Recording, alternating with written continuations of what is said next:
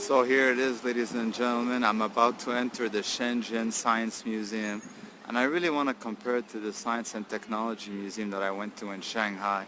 But from what I see from the outside, I don't think it can match Shanghai.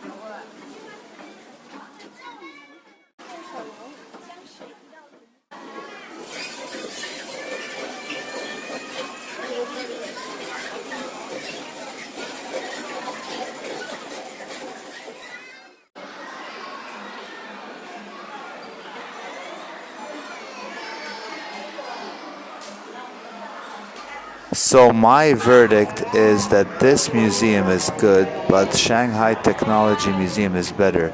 But even in Shanghai, Science Museum isn't in par with Western countries.